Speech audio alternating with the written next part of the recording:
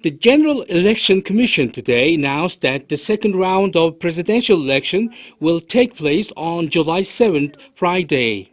We have been receiving requests and official letters regarding the timing of the second ballot from parties and associations, said Mr. Sotnam Siren, chairman of the commission, at a press conference held on Wednesday. The General Election Commission has sought possibilities of putting the second ballot day forth and thus resolved to conduct the second ballot on July 7th, Friday. Mongolian nationals living abroad will vote on July 4th and 5th.